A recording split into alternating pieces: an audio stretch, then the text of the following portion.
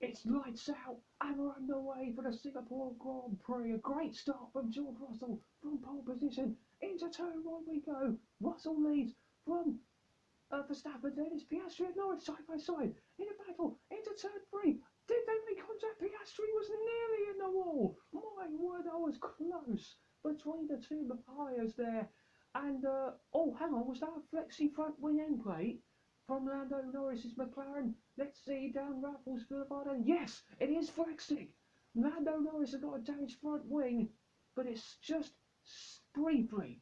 But it's George Russell in the lead from Max Verstappen, then it's Lando Norris, and then Oscar Piastri and Charles Leclerc as down the inside goes Isaac Hadjar on Fernando Alonso in a battle for 8th. And Hadjar has kept the Aston Martin behind him, but out front, a great launch from George Russell from pole. He leads on the first lap of 62 here in Singapore. A fantastic start, and Norris has reported that he had contact. Just keep an eye on everything. So there was a collision between the two McLarens, I think. Let's see, on board with Norris. On the inside he went off. Oh no! That was contact with the rear of Verstappen. Oh dear. They're just barging me out of the way, or what's the go there? So we're looking at it. Let me get back to you. Oh, come on. Come on. That is just silly from Piastri, always saying that on the radio. He did get hit by Norris, but Norris had to try and avoid Verstappen, so I don't think there was anything wrong with Lando there, as we see Charles Leclerc making a great move on Kimi Antonelli and moving up to 5th, and then seeing the view of the two McLarens colliding ahead. No further action from the stewards. As a team, we can see Lando has to avoid Verstappen, so we won't take any action during the race. We can review further afterwards. Hey, that's not fair. I'm sorry, that's not fair. Oscar, we'll have the opportunity to review together afterwards. Focus on this race, mate. We can still have a good result here. Yeah, but if he has to avoid another car by crashing into his teammate, then that's a pretty job of avoiding. Piastri not happy. And the gap to Oscar is 4.7. He's going to have to pit soon to cover Leclerc. Are you willing to let Leclerc pit? Let Oscar pit the lap before you? Yep. No, I would.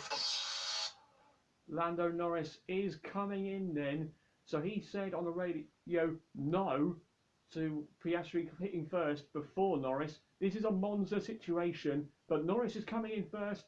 He's hoping it's not slow, and it's not. Good stop for Lando Norris, so that will keep him ahead of Fernando Alonso when he comes out, but behind Russell and effectively behind Verstappen as well. But Norris will be on fresher tyres to try and put pressure on Verstappen and potentially Russell. It's a long way to go. If we have an engine issue, 3 to 4 tenths a lap. But what the hell is wrong with this engine again? Hadjar is reporting an issue. Hello, that's a move from Ollie Behrman, sending it to the inside of Alex Albon. A great move from Ollie Behrman to move up to 12th.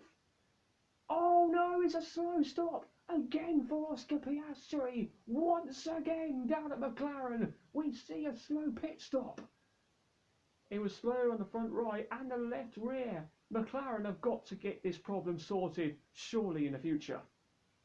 Oh, hang on, they aren't the only ones with slow pit stops, McLaren. We've got a slow pit stop down at Aston Martin trying to get the front right on Fernando Alonso's car.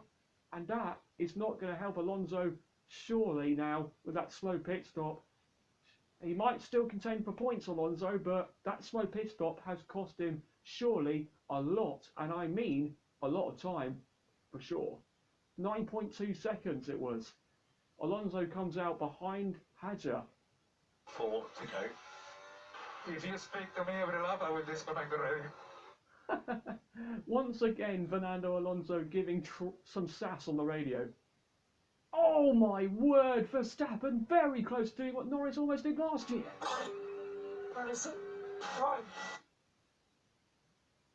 You can see how close Fernando Alonso is to Isaac Hadjar in the battle for 13th, for what could be 8th later on in the race. Round the outside goes Alonso into turn 16 and now 17. Hadjar does well to keep the Aston Martin behind. Hadjar may have problems with his engine, but he's doing well and keeping Fernando Alonso behind him. Can the rookie hold off the experienced Spaniard?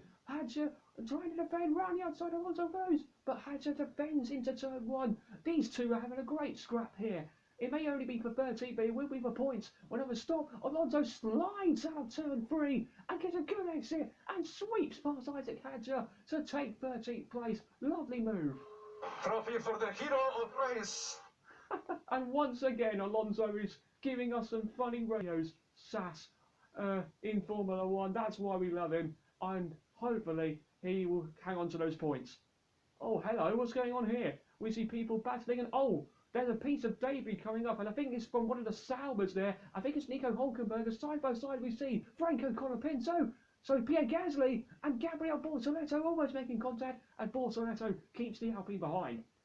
Now let's see what happened with Hülkenberg. And wide there goes Colapinto, who's been overtaken by Tsunoda in the Red Bull, and that's where Hülkenberg got the damage. It was contact with Colapinto. Alex Albon trying to defend from Fernando Alonso and then locking up, going off the track, and he says, okay, you can just go past me, I know I'm going off the track. You can see Verstappen and Norris, oh, round goes Nico Hülkenberg in a Sauber, who has lost the brakes, spun at the exit of the corner. Luckily he's got away from damage crucially.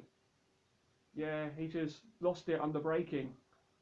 The rear brakes lost out for Hülkenberg, spinning the car. He's avoided a wall, but that has cost him. Tsunoda gaining on Hadjar, but Norris is getting off Verstappen. Verstappen tries to defend on the inside. Norris tries to have a go round the outside, but no. Still, somehow, Verstappen keeps his championship rival behind, and two drivers contending for the championship fighting again. This is from lap 54, Kimi Antonelli sending it on Charles Leclerc. What a move that was from the Italian rookie, and that's Antonelli up to 5th. What a bounce back for George Russell. He crashed 2 years ago. It's redemption 2 years later. George Russell wins the Singapore Grand Prix. Max Verstappen finishes 2nd, but 3rd and 4th for McLaren is enough to say McLaren have done it for the 2nd year in a row. It's back-to-back McLaren are the 2025 Constructors World Champions. Well done. What a weekend. Well done. Oh yeah.